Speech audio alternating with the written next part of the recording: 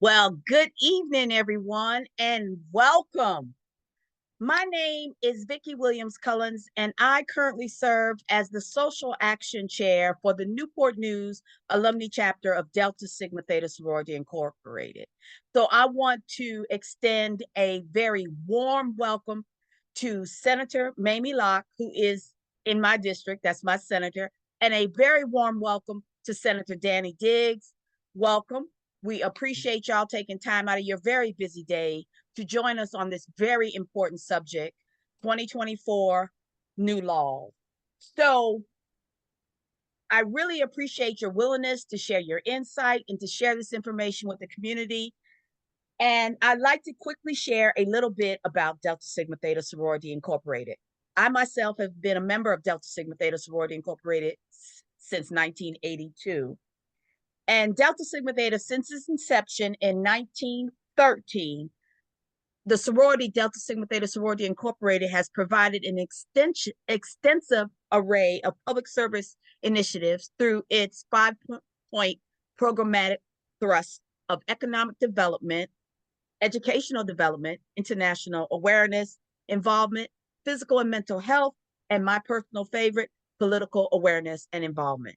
And Newport News Alumni Chapter of Delta Sigma Theta provides service and support to the residents of Newport News, Hampton, and community southeast of Williamsburg. So as I shared with you in our invitation letter, we kindly request that you share information on new laws falling under the following categories: voting and civic engagement, reproductive justice, educational, environmental justice, and health equity. I'd like to read the bios of our guests and our speakers. Senator Mamie Locke, and you serve the 23rd District, which incorporates Hampton and Newport News. Dr. Mamie E. Locke is a native of Jackson, Mississippi. She currently resides in Hampton, Virginia. She earned a PhD in political science from Atlanta University, later Clark, Atlanta University. She is a retired professor who taught political science and history at Hampton University, Hampton, Virginia. She also served as the assistant dean and dean of the School of Liberal Arts. She has published extensively on issues of race, gender, and public policy. As an elected official, Senator Mamie Locke was the first African American woman to be elected mayor of the city of Hampton. After 8 years of service, she became the third African American woman to win a seat in the Senate of Virginia. Representing the 2nd District, she serves on the following committees: Education and Health, General Laws and Technology, Rehabilitation and Social Services, Finance and Rules. Currently, she is the chair of the Rules Committee and the Senate Democratic Caucus. She also served as the chair of the Virginia Legislative Black Caucus. Throughout her political career, she has been a strong advocate for education, women's rights, affordable housing, Medicaid expansion, increased minimum wage, gun control, and equity in the criminal justice system. Senator Mamie Locke believes that she has a responsibility to improve the lives of those she serves. She extends this belief through her community involvement as a Gold Star member of the Gamma Upsilon Omega chapter of Alpha Kappa Alpha Sorority Incorporated. She is a Silver Life member of the NAACP, serves on the steering committee of the Democratic Party of Virginia, as well as on the board of Transitions Family Violence Services. Welcome, Senator Locke. I appreciate your time this evening. Next, we welcome Senator J.D. Danny Diggs. He serves District 24, which incorporates all of York County, Poquoson, Williamsburg City, parts of James City County, and Newport News. As the sheriff of York County and Poquoson for 23 years, Senator Diggs successfully kept our community safe and has earned the reputation of being a strong and fair leader. Danny has served on the boards of several nonprofits, including the Red Cross and the Boys and Girls Club. And I read your bio, sir. You also have a very extensive bio, and you abbreviated for us this afternoon, so thank you. Danny was also the founding member of the York County Chamber of Commerce and is a member of the local Kiwanis Club. He represents all of York County, Poquoson, Williamsburg City, Newport News, and James County, and currently serves on the Committee for Privileges and Elections, Local Government and Transportation. Senator Diggs, welcome. We appreciate you taking the time out of your busy day to join us. So what I'm going to do here is I'm going to start with you, Senator Diggs, and then I will go to Senator Locke, and then we'll just kind of flip-flop back and forth so everybody has an opportunity to share. So regarding voting and civic engagement, could you share with us a couple of laws that have been enacted to start on July 1, which was yesterday, under that category, sir?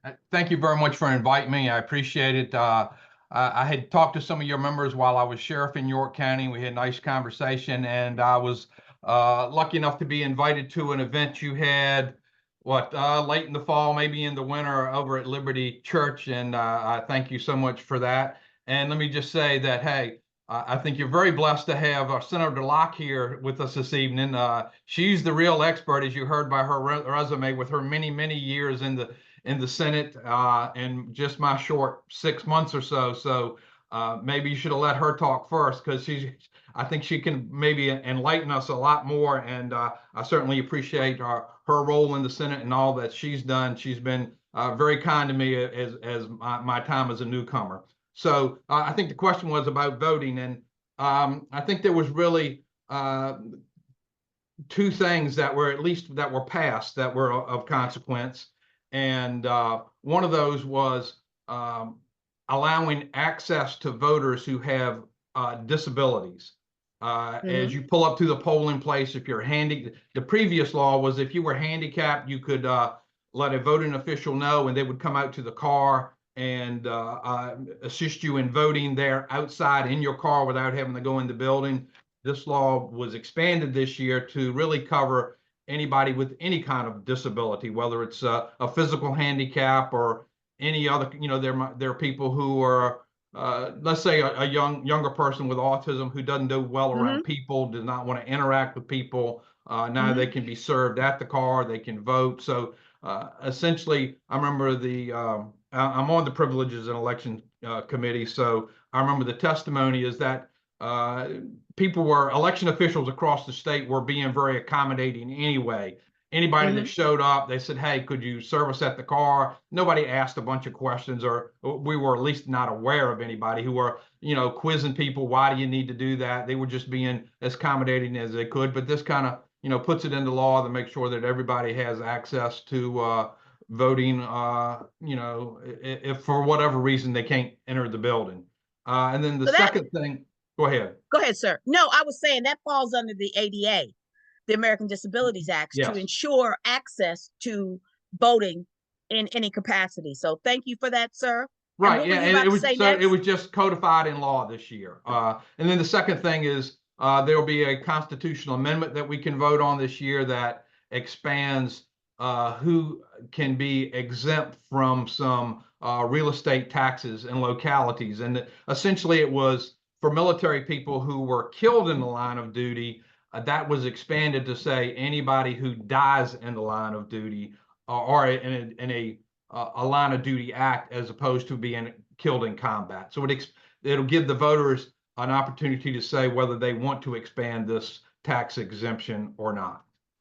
So that will be on the ballot in November because it's a constitutional amendment. Correct. Is that correct? That's correct. Senator Locke, if I could bring Senator Locke forth.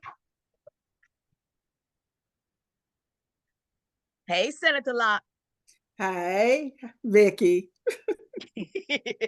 So, Senator Diggs mentioned a constitutional amendment that will be on the ballot in November, and he also mentioned codifying the accessibility to voting with people with disabilities or may have any type of barrier that would impede them from being able to go into the polling place.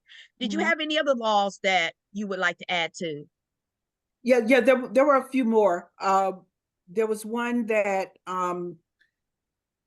affirms that the declaration of candidacy for a candidate, sometimes we have people who run for an office, for whatever reason they may drop off, or they may lose in a primary and then decide, oops, lost the primary, now I want to run as an independent or something like that. So there was a Senate bill that affirmed that the declaration of candidacy must state that if a signer's name is on a primary ballot, yet that person is not nominated by way of that primary, that person's name will not be printed on the ballot in the general election. That is, you lost the primary. Okay. You are not going to now decide you want to run later on. You lost the primary, so your name is not going to appear on the ballot for the general election. And that had been happening where people lost a primary race and then decide I'm going to jump into the race maybe as an independent because I didn't win the primary. So this particular bill would prohibit that from happening. Okay. And there was also a bill that we've been having quite a few problems for election officials in the polling places.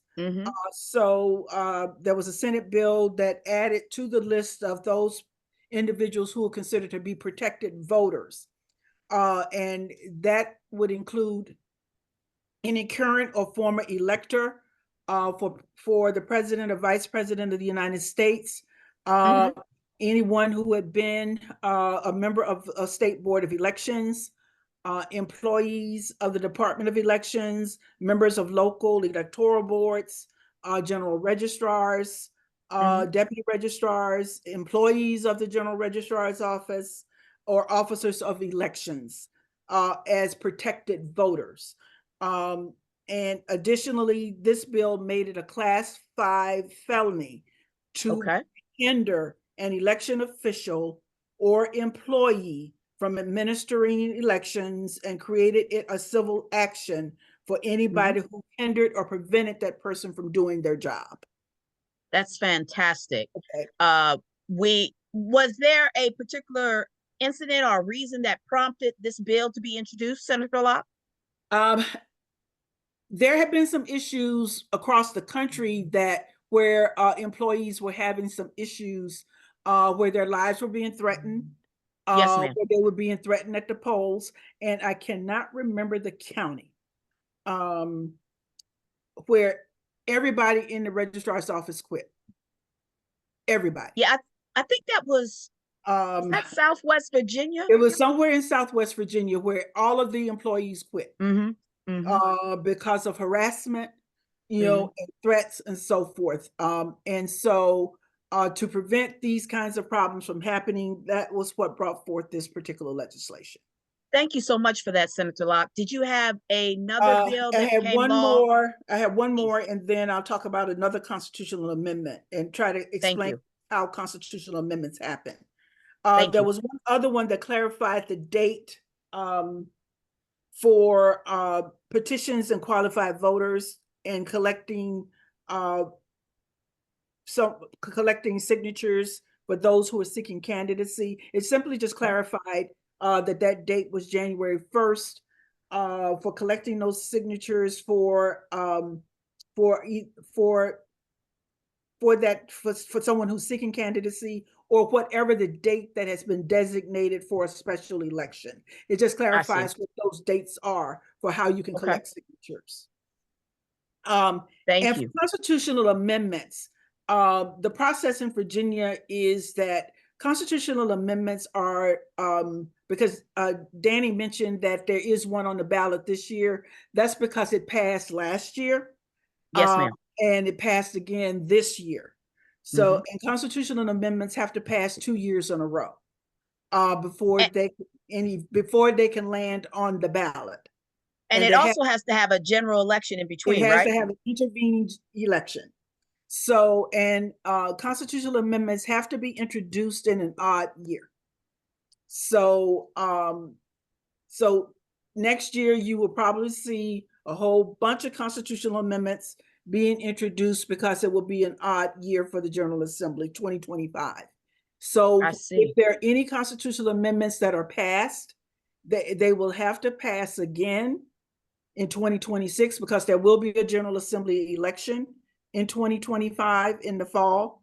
So there will be any that passed in the General Assembly in 2025 will have to pass again in the exact same form, same language, no comma changes, no word changes, nothing. It will have to pass in the exact same form in the General Assembly session of 2026 before they will land on the ballot in the fall of 2026. Thank you so much. And there is a constitutional amendment that you introduce every chance that you Every get year for until the we, last 10 years. and And would that's you dealing share with what the that is? automatic, yes, that's dealing with the automatic restoration of rights. And that is primarily because I believe that if an individual has done their time, they've served their time, they paid their debt to society, that person should no longer be restricted from the right to vote. Absolutely. I believe that voting is a right, not a privilege. And that individual should be entitled to vote once they step their foot outside of the door. Absolutely. And as you know, and Senator Diggs, you may not know, I am very, very passionate about the restoration of rights. I believe that that people make mistakes, but when people, as Senator Locke has shared, they've paid their debt to society, they're implored upon them to pay taxes, to be effectively engaged in society, they should have a voice in what goes on in society. Oh, I Would agree you agree? wholeheartedly. I agree wholeheartedly with you that. And that while there is a process in place, it's not specified out, and it changes. Well, whoever the governor is Correct. looks at it with different criteria, and we really do need to get something so that it's cast in stone, something that we can agree on. And I'm certainly for that. That's something that I would vote for, and that is a process that needs to be consistent and fair across the board, no matter who the governor is, and so that we can, get this out and get people back their rights. Although the present way is somewhat easy to do, we do need a process to make it easier, and so that it's fair and equitable for everybody concerned. I appreciate that, Senator Locke. I mean, Senator Diggs. I'm sorry. The senators got me That's all fine. confused. So, Senator Locke, I have the next category is reproductive justice. Have there been any laws that have been introduced that will be effective yesterday? No, ma'am. There were a couple of bills that were passed, but were vetoed. One Okay. specifically dealing with contraception and access to contraception. That bill did pass both houses, but was vetoed. And again, there was a constitutional amendment, but again, this was not a constitutional amendment year. I understand. And that constitutional amendment dealing with reproductive health will be introduced in 2025. Okay. So thank you so much for that clarity, Senator Locke. So the next subject would be on education. Senator Diggs, are there any new laws addressing educational concerns and issues that you're aware of, sir, that you could share with us? Yeah, in fact, there was a bill that actually that I got passed that deals with education. It was something I worked with Newport News Shipbuilding with that makes it easier for students in high school to get credit as they may or may not enter the community college system. So there was already a process in place where schools and local schools and the community college system would make agreements about which credits would carry over and what credits that somebody took outside of school, such as a EMT class or a welding class, whether they would get high school credit for that. And it was kind of a hodgepodge across the state. So my bill directed K through 12 to get together with the community college system for them to create a list that would be good statewide. Because let's say that you were living down here in the Hampton Roads and you had taken some classes, now you moved to Northern Virginia and they don't accept those classes, you had maybe wasted some time and money. So the goal of this is to make this consistent across the state, to make it easier for people exiting high school to either get workforce credentials and or get credit, either going into the community college system, or if they had taken courses already in community college, to get high school credit to help them get graduated maybe early. So I was pleased that that was one of my bills that got passed. That as one of the new guys, it thrilled me to no end to be able to do that. Well, congratulations to you, sir. I know that can be a complicated, challenging process. Senator Locke, any bills that you introduce or you'd like to share with the community that applies under the education category? I actually focused on early childhood and preschool initiatives, and not only just in legislation, but also in the budget, in ensuring that we had funding to support early childhood care and educational services. So we did get the bill passed, as well as allowing general fund dollars to be allocated to fund early childhood care and educational services. And what it allows is to maintain current slots, as well as increasing future slots for early child care, and to allow for any exponential growth that we may see in the future. Because what is going to happen is we're going to see this funding, this cliff happen because federal funds are going away. I see. That happened during COVID. And so the state is going to have to either pick up that money, or a lot of families are not going to be able to work because they're going to have to take care of the kids. So the feeling was, okay, so we need to either replace those federal dollars with the slots, and with figuring out how we're going to take care of these early childhood care positions. So we decided, yeah, that's what we needed to do. And so we figured out a way that we could accommodate family demands, and tried to figure out how we could eliminate wait lists. And so some of the bigger demands were actually in rural areas, and a lot of areas were not using the Virginia Preschool Initiative slots, and most of those were actually in urban areas. And so I want to stop you one second. Could you kind of explain the preschool initiative slots, what that incorporates and what that encompasses? many of the urban areas use the Virginia Preschool Initiative, and most urban areas use their slots. Like Hampton and Newport News use most of their slots, but places like Alexandria or even Arlington did not use all of their slots, and the money simply went back into the general fund, rather than those slots being used. So one of the things we discussed was, why not just swap the slots with an area that needed them, like Harrisonburg, that had a need for more slots, rather than simply having those slots go to waste. So that was one of the things that we had a really big conversation about. So we figured out a way to use the VPI sort of unused funding as a way to eliminate the wait lists. Thank you. Thank you so much. I'm sure that could help a lot of families who need that particular financial support. Was there any other educational bills? We certainly heard a lot after the Supreme Court did a ruling on the North Carolina case and the Harvard case with regard to affirmative action. And, yes, ma'am. And caught up in that was this whole idea of legacy.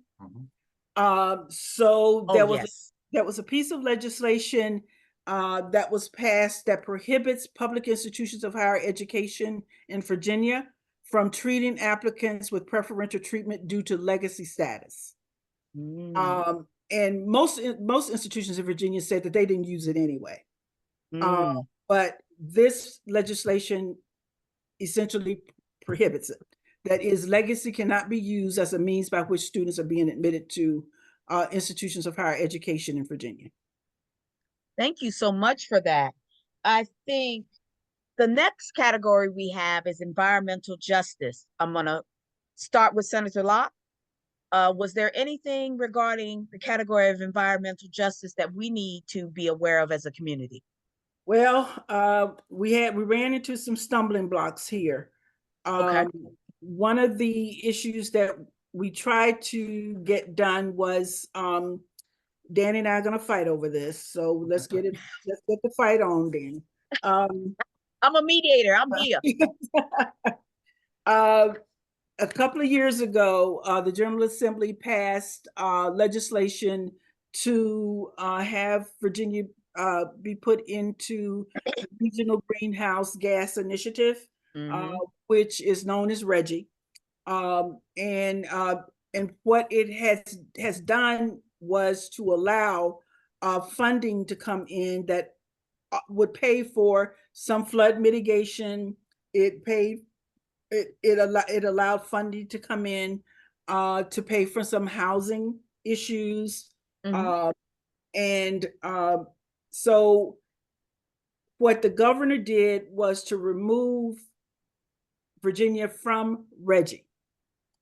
And so one of the things that we tried to do was to put it in the budget that Virginia would be put back into RGGI. Mhm. And that became one of our battles. And at the end of the day, we took it out because we didn't want to hold the budget up over that particular battle. But RGGI was a good source of ultimately funding that helped with bringing money to low-income communities for flood mitigation, for helping individuals with some solar projects, and also helping individuals with some home insulation. But now that money's no longer there. Thank you so much for bringing that up. Was there anything else that you wanted to put on the table regarding environmental Uh, justice? but this came after the budget, and it really didn't have anything to do with legislation so much. It was actually something that was passed by the General Assembly, but previously having to do with electric cars. Okay. And we were pulled out of that as well. Okay. So we were pulled out of that initiative because it was considered to be the California initiative. And so we're no longer a part of that in terms of moving forward with kind of getting us out of the gas car and moving forward with more having people do more in terms of electric cars. Thank you so much for that, Senator Locke. That's important. And what's also important is that we know about these issues and we can decide, you can decide if these issues meet your values and be able to engage with the senators and delegates regarding these particular issues. Senator Diggs, was there anything that you wanted to speak about that addresses environmental justice, sir? Yeah, there were a couple things. I know there was one bill that I was probably one of the few Republicans that voted for that regulated a chemical. It was probably one of those forever chemicals, the chemicals in asphalt sealers. And certainly I believe the bill passed. We voted on so many, it's hard for me to keep track on what passed and what didn't. But it said, hey, whatever these chemicals that people have in stock, they can use them up, but they cannot purchase them or use them in the future. And it was some kind of chemical name in there, and I can't remember that, but I think that was certainly I know that I have an asphalt driveway, and occasionally we get it sealed, and I don't know what kind of chemicals they're doing that, but I think it's important that this is now a banned chemical in the state of Virginia. Another bill, and you can help me with this, Senator Locke, because I can't remember the name. Senator Searville, I think, was a big proponent of this. It was a thing to create a bank so that people could draw money for electrical, environmental problems, and it was like, I want to say, and you can correct me if I'm wrong, $100 million to establish. But the great thing about that, it was like a 30-to-1 return. If you spent $1 million, you could get $30 million from the federal government, and really, what's the word I'm looking forward to multiply the effectiveness of the money that you were spending to create a lot of these things involving solar energy and other kinds of green energy. So that was a very important bill. I also voted for a bill that helped electrical utilities gather money up to design and to plan for and to do research on in the permitting process for small SMRs, those small nuclear reactors like that are in aircraft carriers and such. And so, that's important, that we really need to look at all of our energy alternatives and do whatever we can to especially pick those energies that don't have hydrocarbons in it and that are hopefully better for our environment. So they Absolutely. were 2 or 3 things right there. And the nuclear one was kind of interesting because there were 2 different versions of it. There was one that was directly related to Dominion, and then there was one that was directly related to Appalachian Power, yeah. And the one for Dominion, for some reason, was more controversial than the one for Appalachian. Yeah, as I remember, so yeah. Thank you so much. I think the last category that I would like to put on the table is health equity. That is something that I'm also very passionate about, regarding just the way that Black women, women of color, are treated differently in the healthcare space. And I know that for a fact because I also have several chronic conditions that require that type of treatment. So I'm going to go to Senator Diggs. Senator Diggs, are you aware of any health equity bills that were introduced that became codified into law? There was a bill that required people who treated ethnic groups that were pregnant or had pregnancy problems and all, that they had to take diversity courses so that because there was some statistics, and I can't remember that said that Black women had more maternal problems, pregnancy problems for various reasons, and it was very important that all of our healthcare professionals were aware, even if it was subliminally not aware. We need to make sure that they're aware and that everybody gets the best care they can. And I specifically remember in caucus talking about this, Senator Todd Pillion, who's a dentist out in Southwest Virginia. He was a strong supporter of that and encouraged many of us that, hey, we should vote for this, and that it's just not another regulation just to make us feel good. It was something that was really important, that the statistics really indicated that something needed to be done, and we needed to make sure that our healthcare professionals were doing the best job they can. Absolutely, because Black women maternal health, they are disproportionately affected, and they die because they want to have a baby, because they're not treated equitably. Senator Locke, would you like to add anything to this? It was my bill. Okay. I hope I explained it fairly as well as I could. Look, I'm snapping for you, Senator Locke. Snapping. And it dealt with unconscious bias and it was a little bit personal because my sister had an issue when she had her daughter, and the doctor just walked away, and placenta was still left inside of her. And a sorority sister just recently died because she had a baby that was stillborn, and she died of sepsis in the hospital. She was 40 years old, and so those, I have a niece whose baby was born at quite early, and child was in the NICU for almost 3 months. So and it wasn't as though the people are not getting the kind of care that they need. They were not getting the right kind of care, and people were not listening to their complaints in a way that they should have been listening to the complaints. And there was, we also had a bill that created Maternal Health Week in the Commonwealth of Virginia.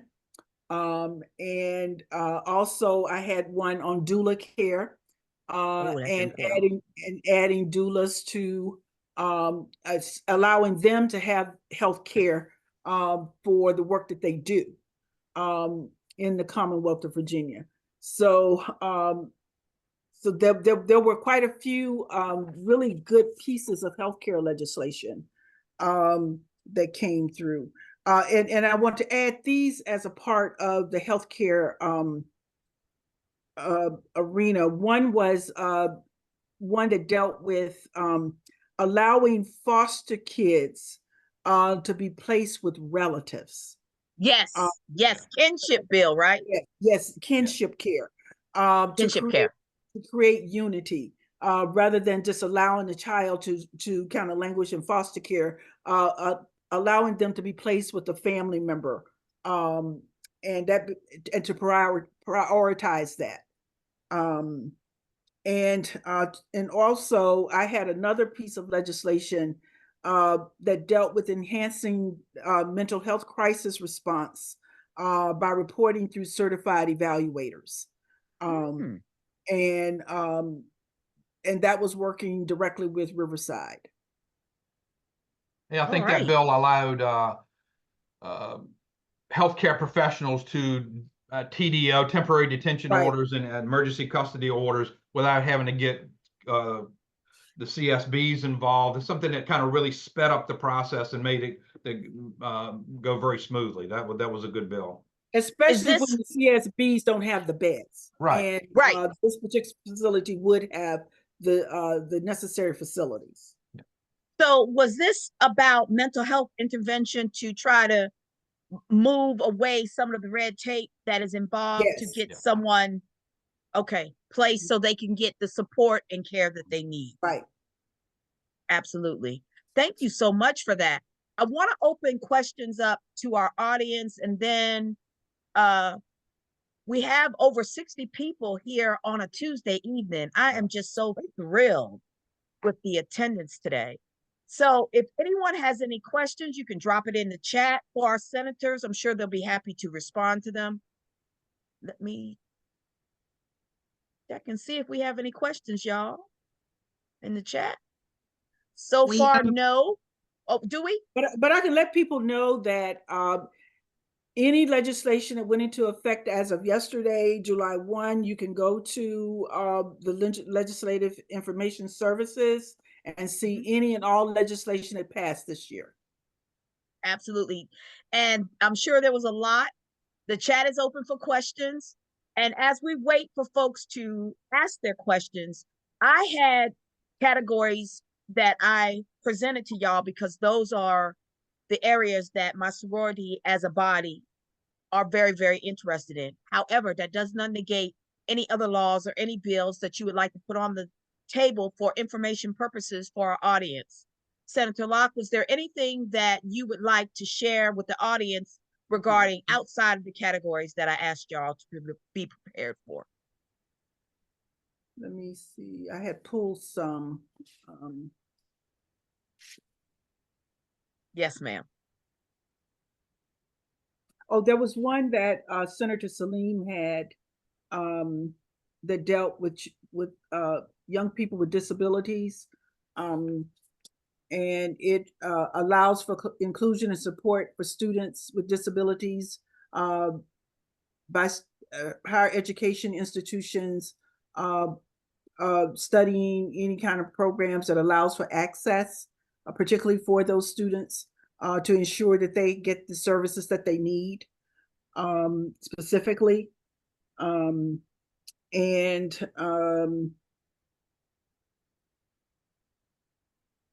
trying to see what else I pulled out.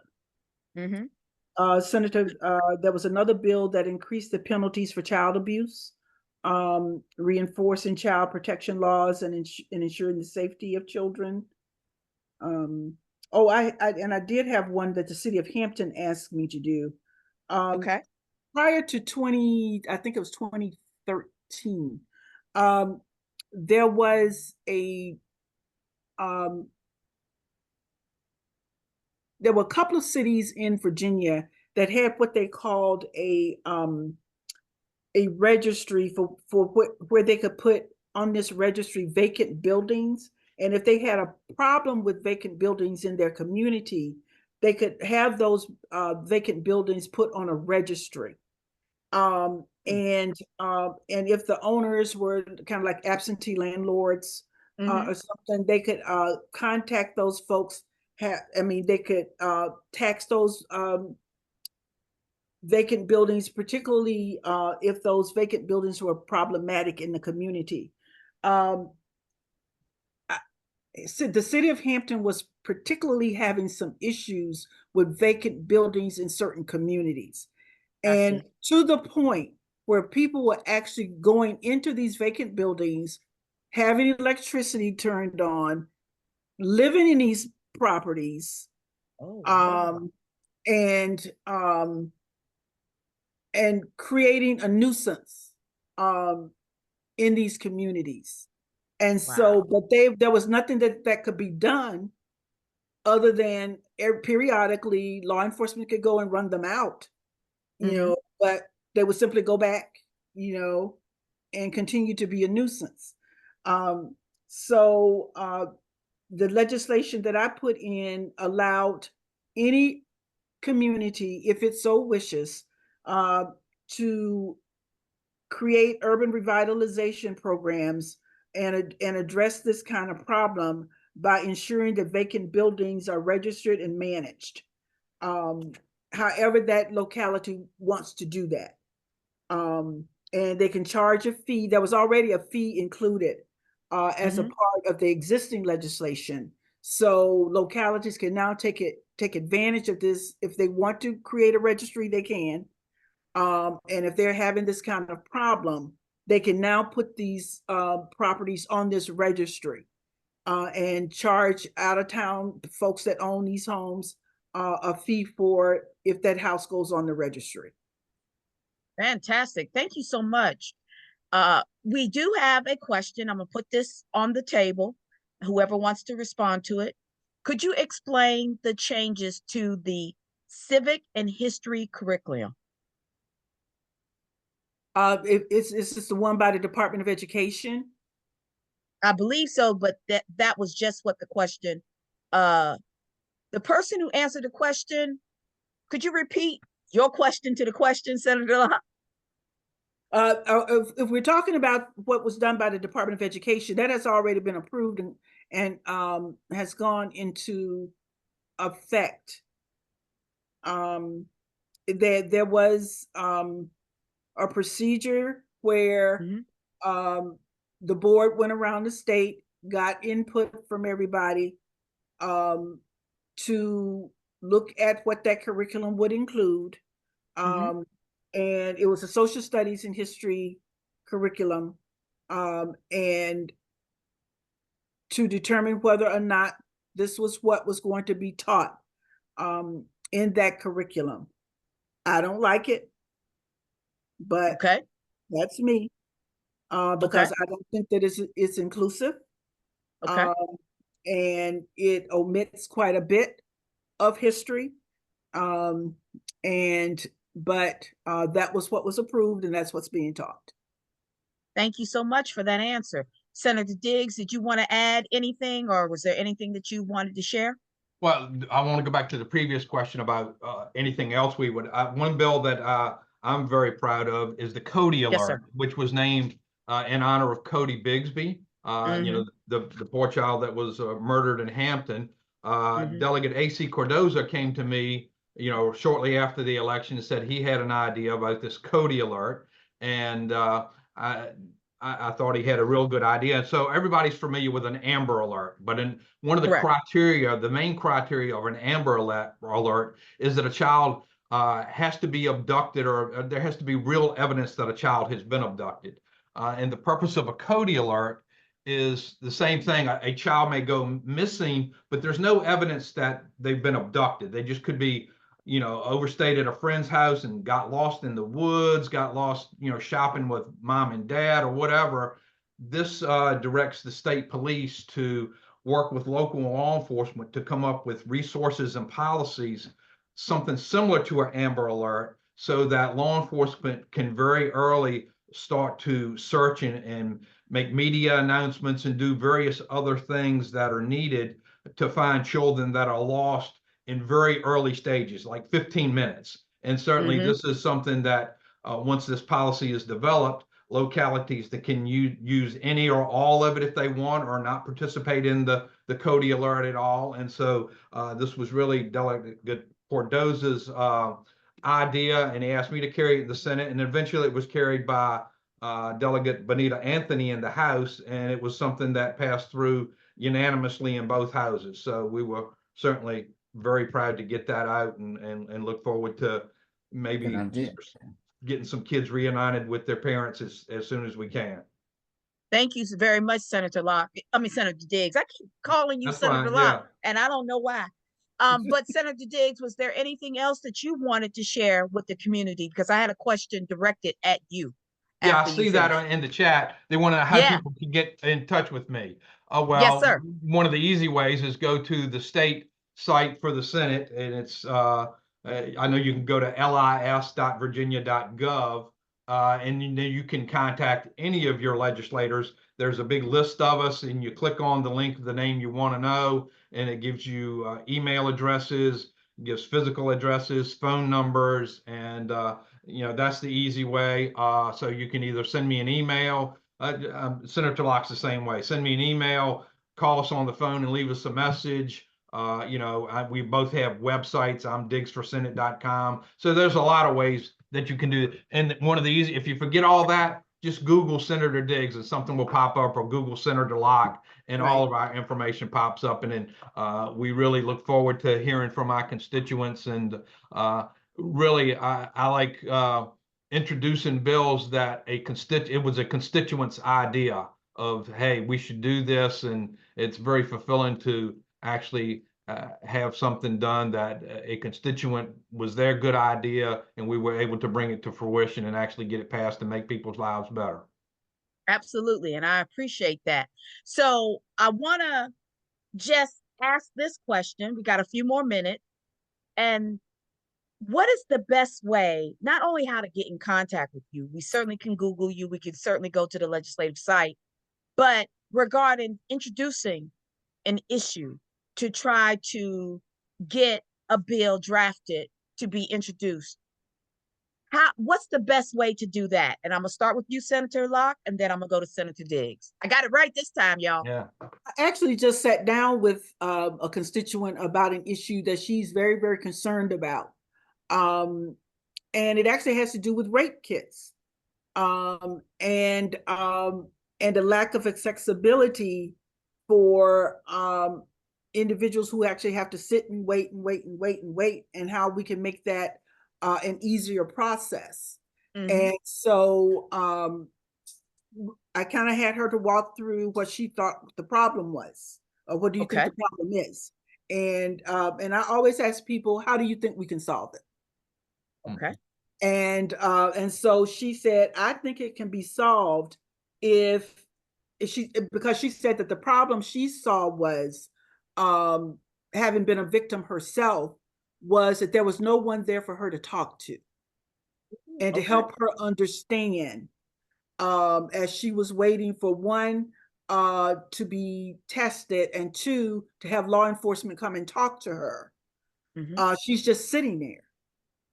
And there was no one for her to even to kind of, and mentally everything's kind of going through, I've just been violated. I don't know what to, what to do. And so we're talking through, maybe we can do a pilot project somewhere, where maybe there's just a room somewhere where a counselor could be there to talk to the person, calm the person down, help the person understand that this is what's going to happen. And this is the process. And this is how this process works. And so we've already kind of walked through what has been done before. And what are the sites currently that people can be trained. And so we've already begun walking through what the legislation can look like in this space. So we would start with the problem first, right? What is Right. the problem? How What is does the it problem? impact you? Mhm. And we certainly can reach out to our legislators and meet with y'all and have a conversation with you regarding the problem. And the suggestion that you gave was the asking of how would you solve this problem? And that's Right. very inclusive. It Mhm. allows the constituent to have a voice and and what this looks Right. like. And then you could tell the real truth. Because one thing I know about you, Senator Locke, you're gonna tell the truth. And you're gonna let the constituent know, look, I get it, but this is how this works. How can we work around some of those Right. challenges and barriers? So you engage in a dialogue. Mhm. So that's also very important to be able to engage in that conversation with the constituent, correct? Correct. Absolutely.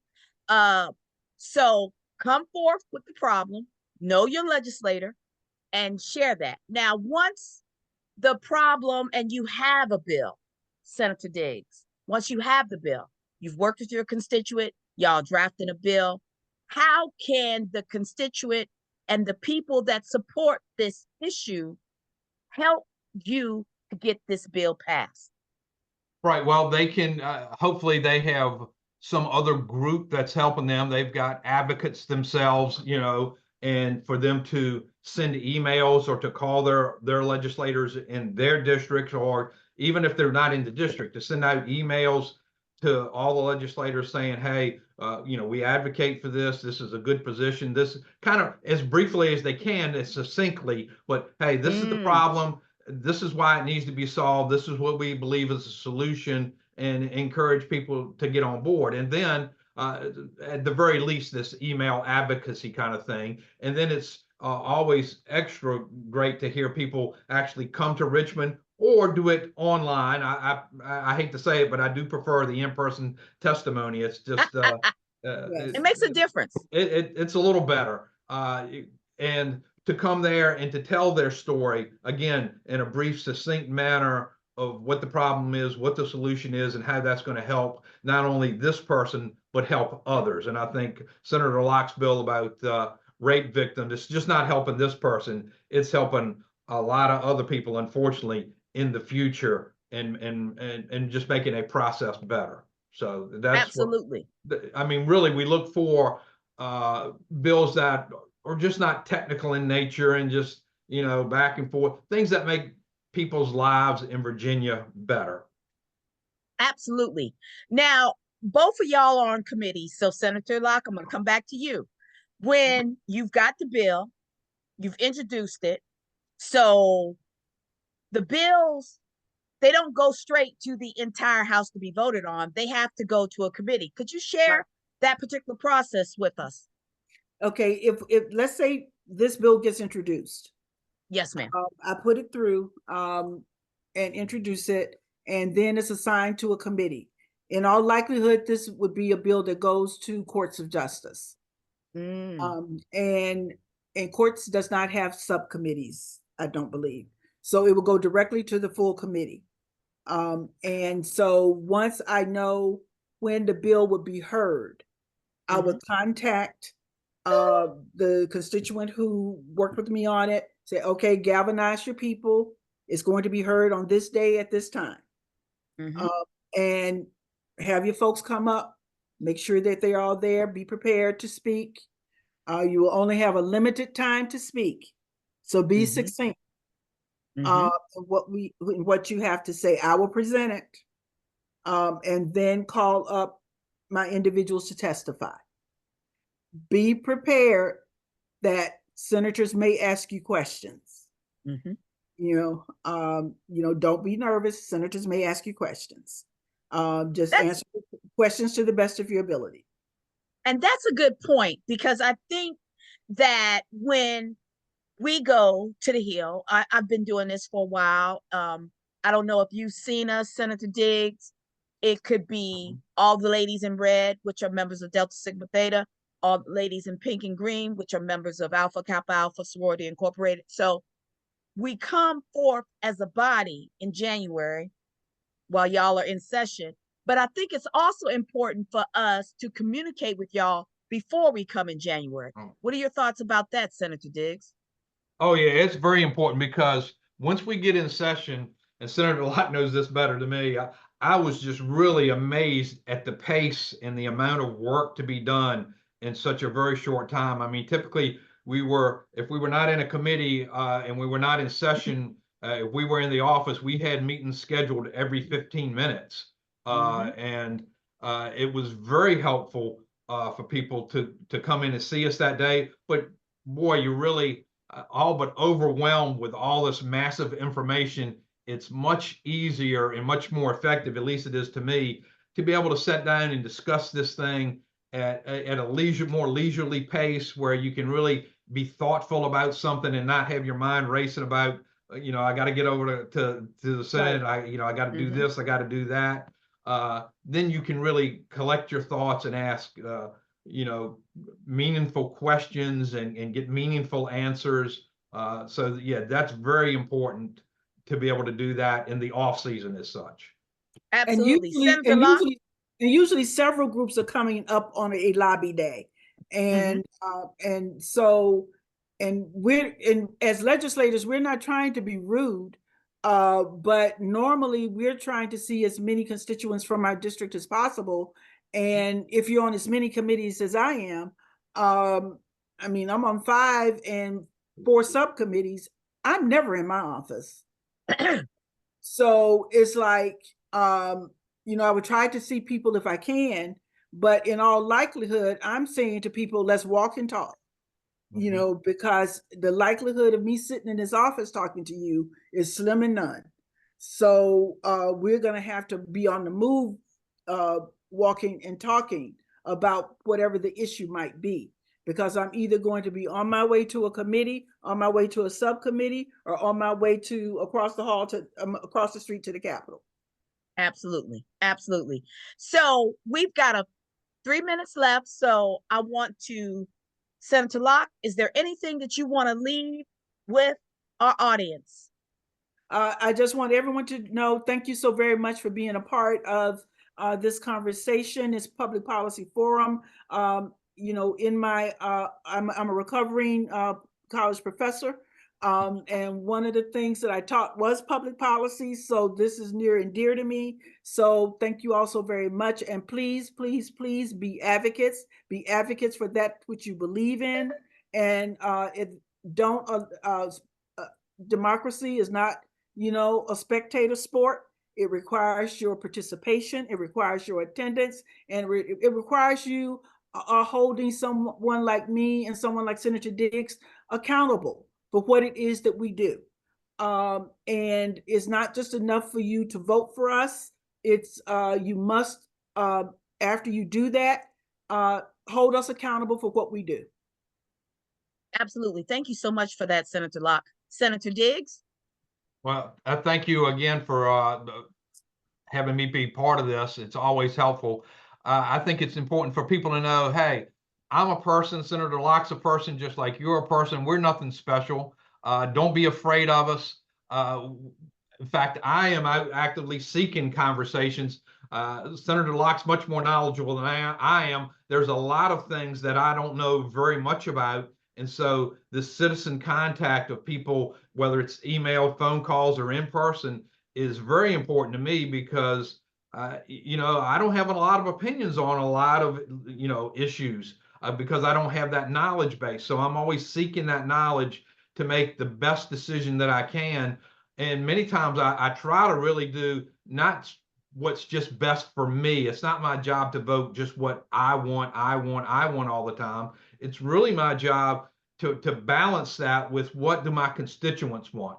And I've got a very diverse constituent area, and it's really important for me to make sure that I represent as many constituents as I can and what their will and desire is. And I'm proud to say there have been what I call them district votes, where I voted for something that I wouldn't personally vote, didn't really care for, but I thought the people in my district wanted it, and that's why I voted for it. And that's important because at the end of the day, you're public servants and your role is to serve us and support us your constituents in your community. I appreciate both of you for taking time out of your very busy evening to inform, engage, and excite and empower our audience and our community. We, as I shared, we will be recording this and we're going to share this to ensure that the constituents, folks across Virginia, are aware of what's going on, and specifically in the areas that you serve. I thank you both so much. Senator Locke, you already know you're one of my favorites because you're my senator. And Senator Diggs, you're going to get to know me, and you're going to get to know the women of Delta Sigma Theta Sorority Incorporated, and you'll get to know what we're concerned about. You already know about the categories, and we'll pay attention to the bills that you introduce. So thank y'all so much. Thank my audience for coming. Thank my chapter members, and certainly thank my social action committee. They are fantastic. Thank y'all so much. Y'all have a wonderful evening.